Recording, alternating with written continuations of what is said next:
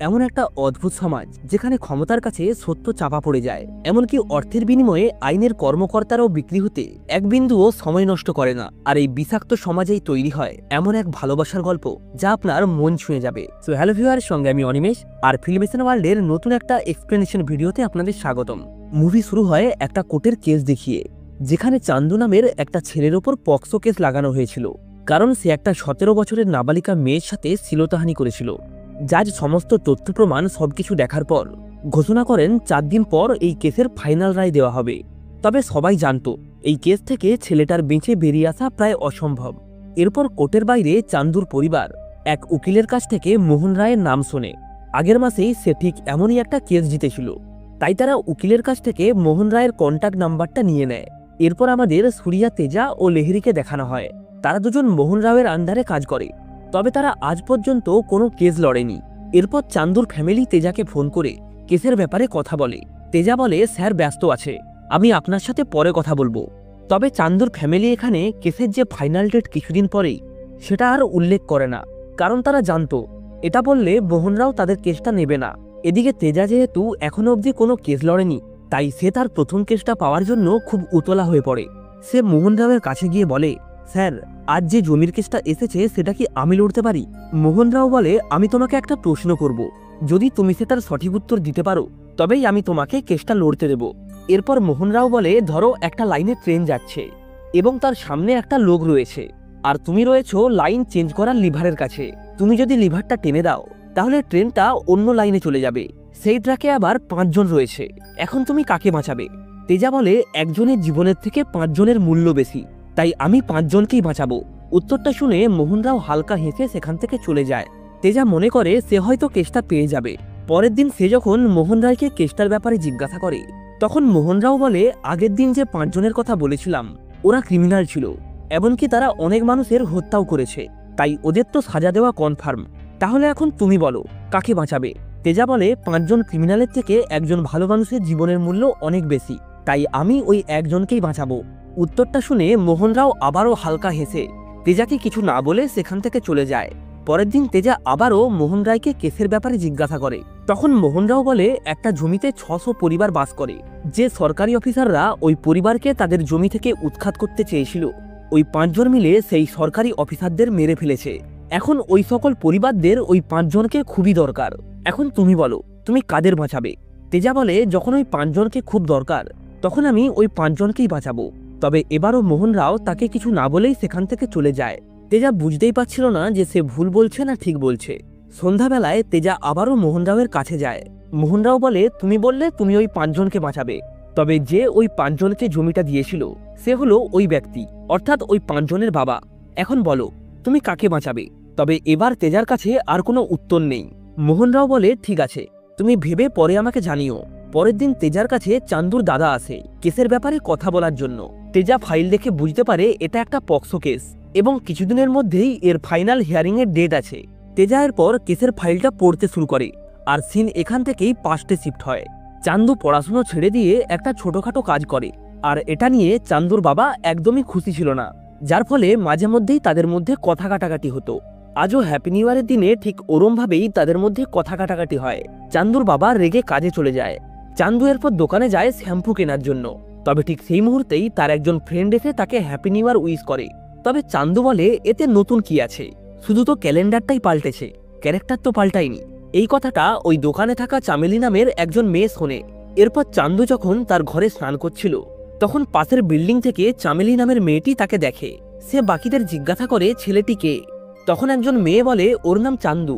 চামেলি ওই মেয়েটার কাছ থেকে চান্দুর নাম্বার নিয়ে তাকে ফোন লাগায় এবং বলে, হ্যাপি নিউ ইয়ারের বদলে হ্যাপি নিউ ইয়ার না বলে 5 লাইনটা মারার কি খুবই দরকার ছিল? তখন চান্দু বলে, আপনি কে? তখন চামেলি বলে, এরকম খালি গায়ে ঘোরার কি আছে, তোমার বডি তো আর ঋত্বিক রোশনের মতো নয়, তাই জামা পরে নাও। তখন চান্দু রেগে গিয়ে বলে, কোথা থেকে বলছিস বলতো? এরপর চামেলি ফোনটা কেটে দেয়। রাতে সিং চামেলির বাড়িতে শিফট হয়। আজ চামেলির বোনের জন্মদিন ছিল। কিছুক্ষণ পর তাদের বাড়িতে তার পিসেমশাই মাঙ্গাপতি আসে। জন্মদিনের অনুষ্ঠানে সবাই খুশি থাকলেও মাঙ্গাপতি খুব একটা খুশি ছিল না।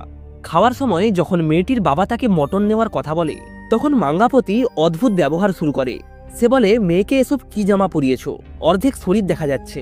বাচ্চাদের জামা কাপড়ের উপরে তাদের সংস্কার বোঝা যায়, এতে আমাদেরও সম্মান জড়িয়ে থাকে। আর যদি আমার মেয়ে এরকম জামা চায় তাহলে কি আমি তাকে কিনে দেব? এরপর সে বাড়ির সমস্ত মহিলাদেরও কথা শোনায়, কারণ তারা এরকম জামা কাপড়ের উপরে কোনো প্রতিবাদ জানায়নি। মেয়েটির মা বাধ্য হয়েই তার জামাটা পাল্টে নিয়ে আসে। বোঝাই যাচ্ছিল এই বাড়ির কেউ মাঙ্গাপতির মুখের ওপরে কথা বলতে পারে না। অন্যদিকে আমাদের চান্দুকে দেখানো হয়, সে ভাবতেছিল কে তাকে সকালে ফোন করে এই সব বলছিল। তাই সে ওই নাম্বারটাতে ফোন লাগায়। ফোন বাজলে চামেলি দৌড়ে ফোনটার কাছে আসে এবং ফোনটা কেটে দেয়। সে বলে কাস্টমার কেয়ার থেকে ফোন করেছিল। চান্দু আবারও ফোন করলে সে ফোনটা আবারও কেটে দেয়। তবে মাঙ্গাপতি এই ব্যাপারটাকে ভালোভাবে নেয় না। পরের দিন চামেলি চান্দুকে ফোন করে বলে, কাল রাতের বেলায় আমাকে ফোন করেছিলে কেন? এরপর তাদের মধ্যে তর্কাতর্কি শুরু হয়। এভাবেই প্রায় তাদের ফোনে কথা হতো, আর যখনই তারা কথা বলতো তখন শুধুই ঝগড়া হতো। এরপর একদিন চামেলি যখন বাড়ি ফেরে তখন তার বাড়িতে মাঙ্গাপতি ছিল। সে চামেলিকে জিজ্ঞাসা করে বাড়ি ফিরতে দেরি হলো কেন? চামেলি বলে নোট দিতে গিয়েছিলাম। তখন মাঙ্গাপতি বলে, সে যেই কাজ থাকুক না কেন বাড়ি সময় মতন ফিরবি, কারণ তুই বাড়ির বড়, তোকে দেখে এবার ছোটরাও শিখবে। এরপর থেকে চান্দু যখনই চামেলিকে ফোন করত সে ফোনটা কেটে দিত। কিছুদিন পরেই চামেলি তার বন্ধুদের সঙ্গে সিনেমা দেখতে যায়। সেখানে চান্দুও তার বন্ধুদের সঙ্গে গিয়েছিল এবং সেই তাদের টিকিটের ব্যবস্থা করে দিয়েছিল। তবে চান্দু চামেলির সাথে শুধুমাত্র ফোনেই কথা বলেছে, সে কখনো তাকে সামনাসামনি দেখেনি। তাই চামেলিও যে এসেছে সে এটা জানতো না।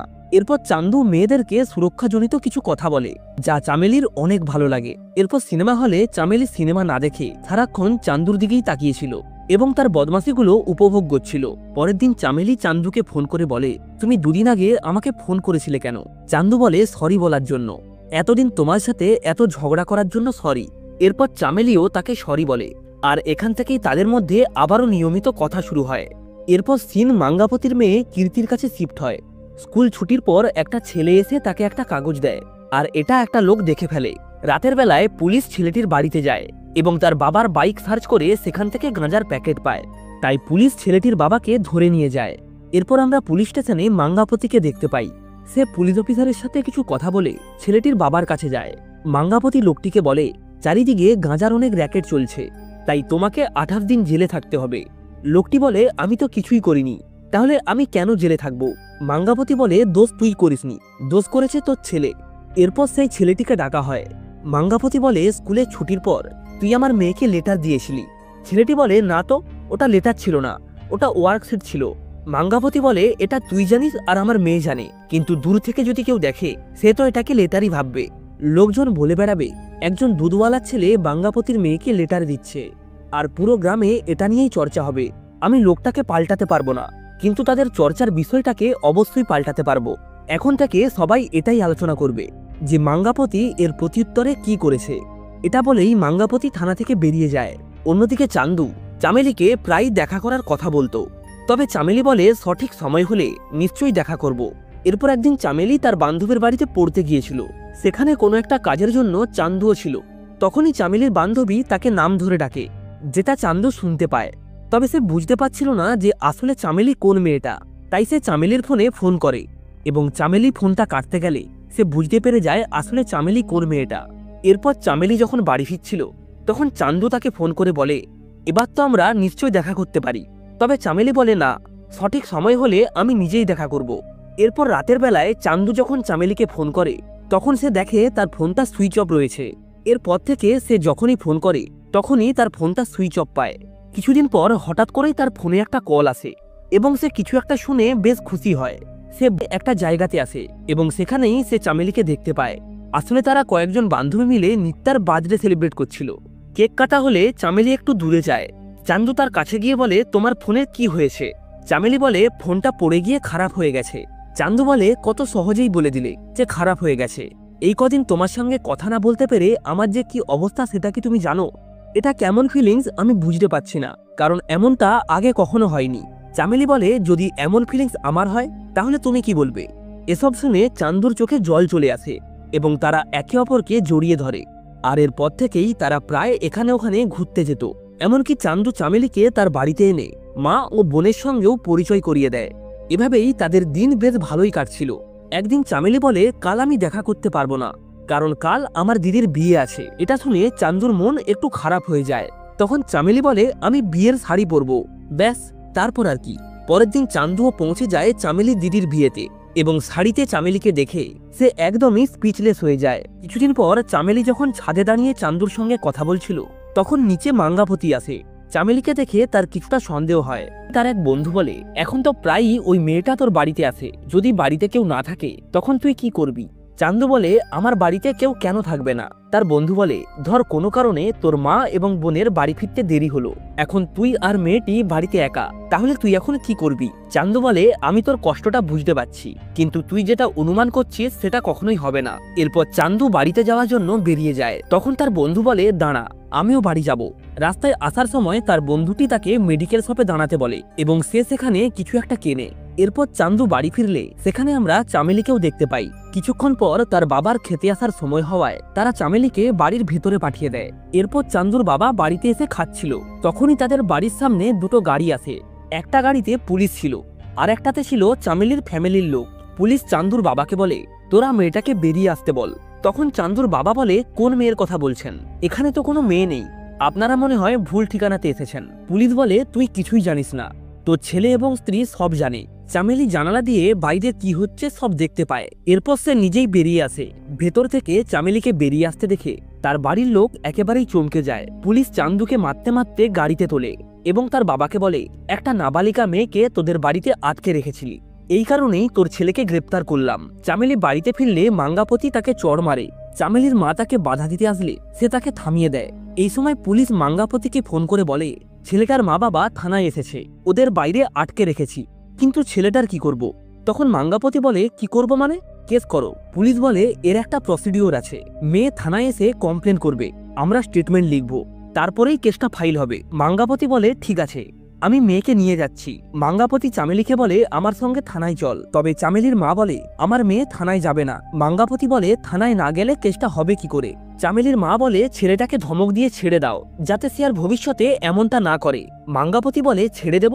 ওই 2 টাকার ছেলেটা তোর মেয়েকে ঘরে নিয়ে গিয়েছিল, বুঝতে পারছিস এরপরে কি হবে? সবাই বাড়ির সামনে এসে বলবে মেয়েকে তাদের ঘরে পাঠাতে, তখন কি তুই তাদের ঘরেও পাঠিয়ে দিবি? এরপর মাঙ্গাপতি তার শ্বশুরকে বলে, আপনি চুপ করে আছেন কেন, কিছু বলুন। শ্বশুর বলে, তোমার যা ইচ্ছে করো, তবে মেয়ের নাম যেন বাইরে না আসে। এরপর মাঙ্গাপতি একজন উকিলকে নিয়ে থানায় আসে। উকিল কাগজে একটা কমপ্লেন লিখে থানায় জমা দেয় এবং এফআইআর ফাইল করতে বলে। পুলিশ বলে, মেয়ে কোর্টে না আসলে কি করে হবে? তখন উকিল বলে, সেটা আমার দায়িত্ব। এরপর তারা থানা থেকে বেরিয়ে যায় এবং বাড়ি ফিরে কমপ্লেন কাগজে চামেলির মায়ের সই করায়। রাতের বেলায় পুলিশ চান্দুকে অনেক মারধর করে যাতে সে সবকিছু স্বীকার করে। এর কিছুক্ষণ পর তারা চান্দুকে থানা থেকে বের করে গাড়িতে তোলে। থানার বাইরে থাকা চান্দুর ফ্যামিলি পুলিশকে জিজ্ঞাসা করে, চান্দুকে কোথায় নিয়ে যাওয়া হচ্ছে? তবে পুলিশ তাদেরকে কোনো উত্তর দেয় না। পুলিশ চান্দুকে নিয়ে একটা জাজের কাছে যায়। সবকিছু বিবেচনা করে জাজ চান্দুকে 48 দিনের একটা জুডিশিয়াল রিমান্ডে রাখতে বলে। পুলিশ চান্দুর ফ্যামিলিকে এফআইআর কপি দিয়ে বলে, তোমাদের উকিলকে নিয়ে কোর্টে আসবে। চান্দুর বন্ধু উকিলের কাছে যায়, তবে উকিল তার উপর পক্সো কেস দেখে বেশ ভয় পেয়ে যায়। তবে শেষমেশ সে কেসটা নিয়ে নেয়। এবার সিন চলে আসে হিয়ারিং এর প্রথম দিনে। জাজ কমপ্লেনটি পড়ে শোনাতে বলে। কমপ্লেনটি এরকম ছিল যে চামেলি কলেজ থেকে বেরিয়ে বাড়ি ফেরার জন্য বাস স্ট্যান্ডে দাঁড়িয়েছিল। তখনই চান্দু বাইকে এসে তাকে ভুল বুঝিয়ে ধমক দিয়ে তুলে নিয়ে যায়। তাই চামেলির মা কোর্টের কাছে চান্দুর কড়া শাস্তির অনুরোধ করেছে। এই সমস্ত ঘটনা বাস স্ট্যান্ডে দাঁড়িয়ে থাকা আমাদের এক প্রতিবেশী আমাদেরকে জানালে আমরা চান্দুর বাড়িতে যাই। বিপক্ষের উকিল ধামু বলে, চামেলির বান্ধবীর কাছ থেকে আমরা জেনেছি 1 মাস ধরে চান্দু চামেলিকে বিরক্ত করত, এমনকি তার সঙ্গে সেক্সুয়াল রিলেশন করার জন্য তাকে হ্যারেস করত। তবে চামেলি যখন তাকে এটাতে বাধা দেয় তখন সে তার ছবিগুলো ইন্টারনেটে ছেড়ে দেওয়ার হুমকি দেয়। বর্তমানে পুলিশ এই ব্যাপারটা ইনভেস্টিগেশন করছে, তাই আর কিছুটা সময় লাগবে। এসব শুনে জাজ চান্দুর বেল রিজেক্ট করে দেয়। পরের হিয়ারিং এ ধামু কোর্টে বলে, যেদিন চান্দুর বাড়ি থেকে চামেলিকে পাওয়া গিয়েছিল সেদিন চান্দু বাড়ি ফেরার সময় মেডিকেল শপে ঢুকেছিল। এরপর মেডিকেল শপের ওনারকে জিজ্ঞাসা করা হয় যে চান্দু সেদিন আপনার দোকানে কি কিনেছিল। ওনার বলে, দোকানে সেদিন চান্দুর বন্ধু এসেছিল এবং সে চান্দুর জন্য প্রোটেকশন কিনেছিল।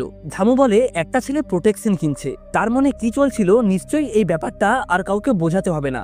এরপর সেই প্রতিবেশীদের ডাকা হয় যারা চান্দু এবং চামেলিকে একসঙ্গে দেখেছিল। প্রতিবেশী জানায়, আমরা মন্দিরে যাওয়ার সময় বাস স্ট্যান্ডে দাঁড়িয়েছিলাম, তখনই চান্দু চামেলির কাছে এসে তাকে বাইকে ওঠানোর জন্য জোর করতে থাকে। তাই আমি গাড়ির নাম্বারটা নোট করে নেই এবং প্রধানকে ফোন করে পুরো ব্যাপারটা জানাই। এরপর চামেলির মাকেও প্রশ্ন উত্তর করা হয়। উকিল বলে, এই সবকিছু একমাত্র চামেলিই কনফার্ম করতে পারত। তবে তার মেন্টাল অবস্থা এতটাই খারাপ যে সে কোর্টে আসতে পারেনি। চামেলির ডাক্তারকে তার শারীরিক অবস্থা সম্পর্কে জিজ্ঞাসা করলে সে বলে চামেলি এখন মেন্টাল ট্রমার মধ্য দিয়ে যাচ্ছে, যার ফলে তার পুরনো কোনো কথা মনে আছে কিনা সেটাও বোঝা যাচ্ছে না। তার পক্ষে কোর্টে আসা এখন মোটেই সম্ভব নয়। সবকিছু শোনার পর কোর্ট আবারও চান্দুর বেল রিজেক্ট করে দেয়, আর চান্দুর উকিল এই সবকিছুই যেন নির্বিকার হয়ে দেখছিল। পরের হিয়ারিংয়ে ডিফেন্স লয়ার ধামু তার ক্লোজিং স্টেটমেন্টে বলে, এই সমস্ত ছেলেরা পড়াশোনার বয়সে ছোট ছোট কাজ করে এবং মেয়েদেরকে ডিস্টার্ব করে বেড়ায়।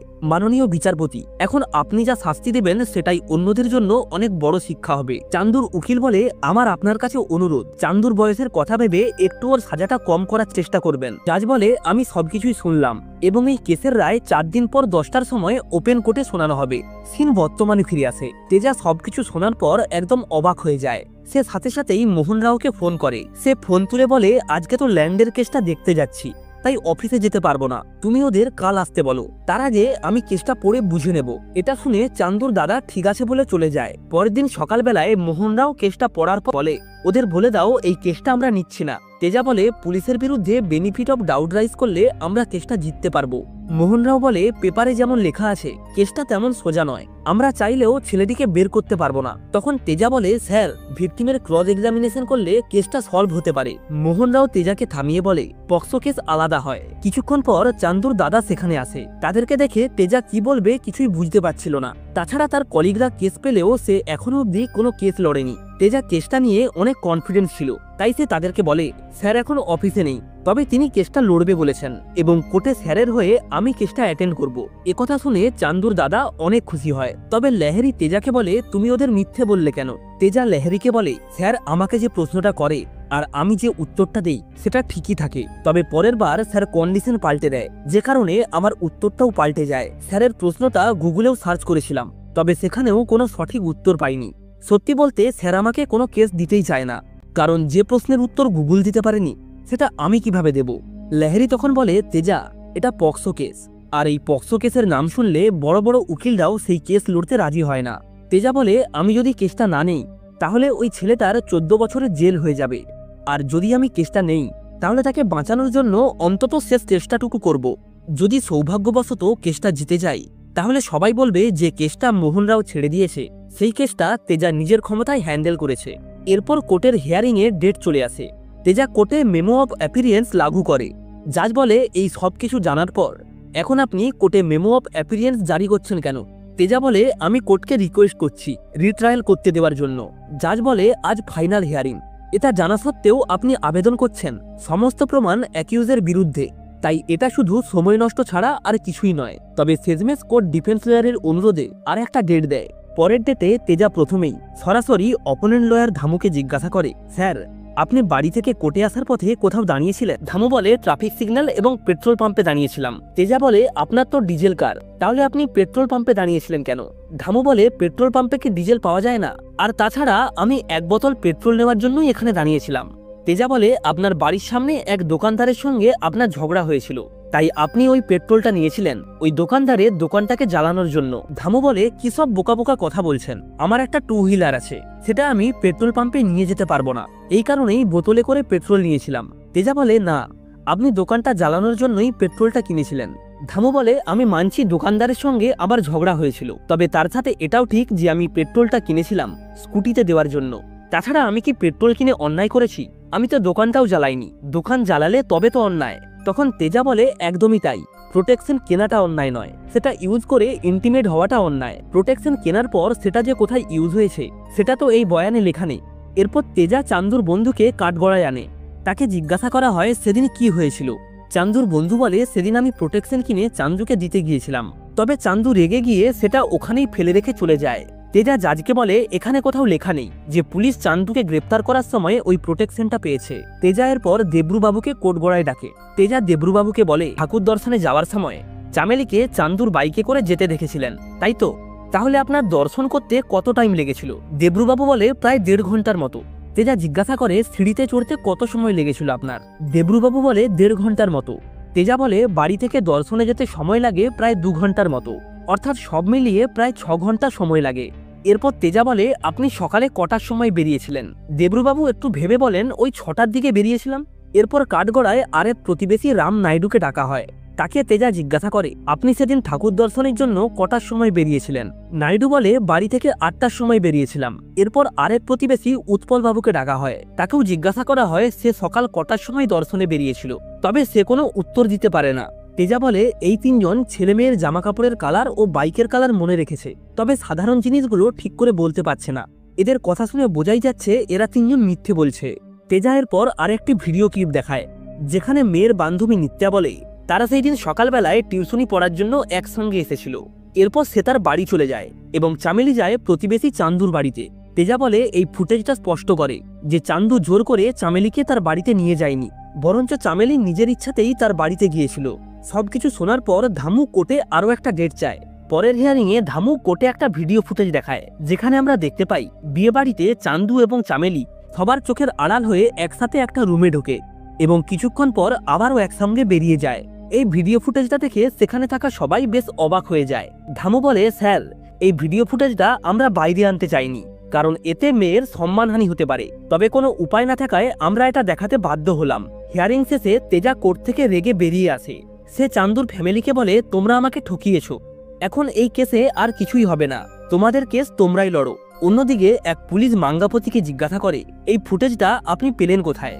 মাঙ্গাপতি বলে, এই ফুটেজটা হঠাৎ পাইনি, সবকিছু শুরু হয়েছে এই ফুটেজটা থেকেই। এখান থেকে সিন 5টে শিফট হয়। একদিন এক কর্মচারী এসে মাঙ্গাকে বলে, ঘরের হার খুঁজে পাচ্ছিলাম না, তাই ভিডিও ফুটেজ চেক করতে গিয়ে একটা জিনিস দেখেছি। লোকটি ভিডিও দেখালে মাঙ্গা অনেক রেগে যায়। সে পুলিশকে চামেলির ফোন নাম্বার দিয়ে বলে, এই নাম্বারে যে নাম্বার থেকে সবথেকে বেশি কল এসেছে তার অ্যাড্রেস আমার চাই। কিছুক্ষণ পর পুলিশ মাঙ্গাপতিকে ফোন করে চান্দুর অ্যাড্রেস দেয়। মাঙ্গাপতি তার লোকদের ফোন করে চান্দু ও চামেলির ওপর নজর রাখতে বলে।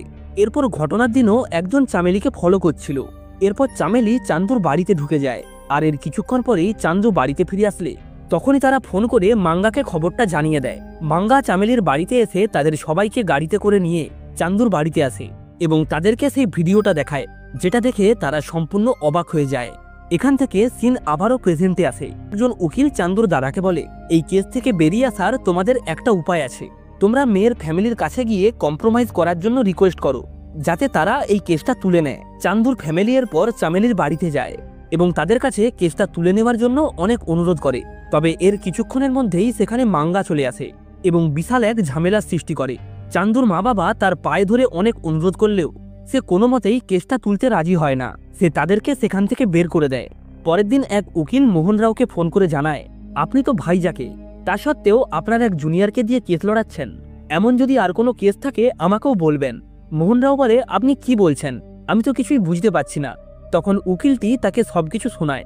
সবকিছু শোনার পর মোহন রাও লাহিড়িকে নিয়ে তেজার গ্রামের বাড়িতে যায়। সে তেজাকে জিজ্ঞাসা করে, তোমার কি হয়েছে, তুমি অফিসে আসছো না কেন? তেজা বলে, স্যার, আমি আপনাকে ঠকিয়ে এই কেসটা নিয়েছিলাম, আর এখন ওরাই আমাকে ঠকিয়েছে।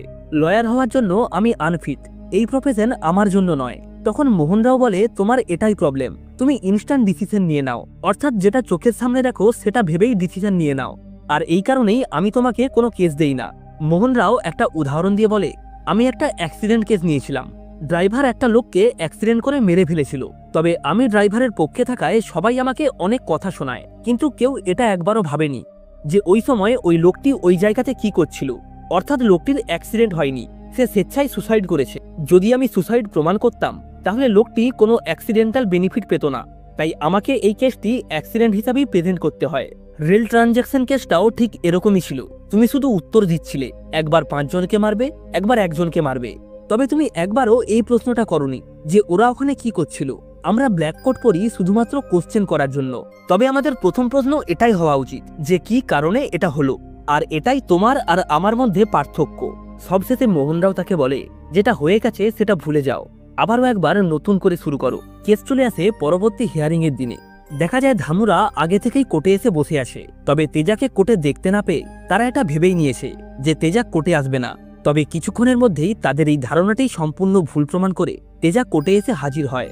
এরপর কোর্টের অধিবেশন শুরু হলে ধামু আগের দেওয়া চার্জগুলির সঙ্গে ধর্ষণের কেসও জড়িয়ে দেয়, আর এদিকে তেজাও এই কেসের সমস্ত উইটনেসকে আবারও একবার কাঠগড়ায় ডাকতে অনুরোধ জানায়। তার কথা মতো সবার প্রথম এই কেসের ইনভেস্টিগেশন অফিসারকে কাঠগড়ায় ডাকা হয়। সে নিজেই যেহেতু চার্জশিটটা তৈরি করেছে, তাই তেজা তার কাছে জানতে চায় আপনি অ্যাকিউজডের বিরুদ্ধে ধর্ষণের অভিযোগ কেন এনেছিলেন? সিআই বলে তারা ফিজিক্যাল রিলেশন করেছিল, আর পক্সো অ্যাক্ট অনুসারে একজন নাবালিকা মেয়ের সঙ্গে ফিজিক্যাল রিলেশন করা আইনত অপরাধ, এটাকে ধর্ষণ হিসাবেই গণ্য করা হয়।